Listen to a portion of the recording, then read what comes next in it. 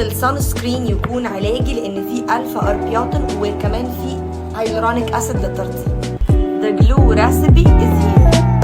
احلى سان سكرين ممكن تستخدميه، مقدرش انزل بجد من غيره. كيراتانسيف سان سكرين يا جماعه، ده شكله حلو فيه ان هو سان سكرين علاجي، طبعا سريع الامتصاص، مش بيسيب اي ملمس دهني، اعلى معدل نسبه حمايه من الشمس، بيستخدم لعلاج حب الشباب وتنظيم الافرازات الدهنيه في البشره. اول سان سكرين يكون علاجي لان فيه الفا اربياتين وكمان فيه هيلورونيك اسيد للترطيب.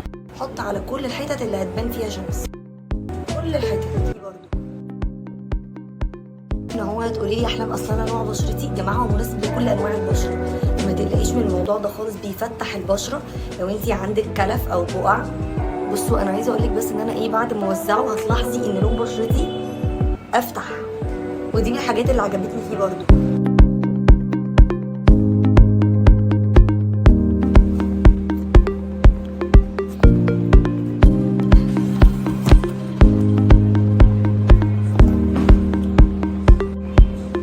يعني انتي هتفتحي وتعالجي بشرتك وبديسكاونت كمان يا جماعه. التو بيسز القطعتين عليهم خصم 38%.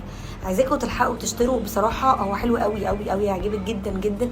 من البراندز اللي مبسوط قوي اني جربتها لانه فعلا الافكت بتاعه حلو قوي قوي كتفتيح وعلاج البشره. ده غير ان فيه نسبه ترطيب حلوه جدا، وانا بشرتي طول الوقت بحس ان انا محتاجه اشرب ميه، فبحتاج طول الوقت يكون عندي برودكتس فيها هيلورونيك اسيد للترطيب، فترطيبه حلو جدا جدا. ده غير ان هو مناسب لكل انواع البشره.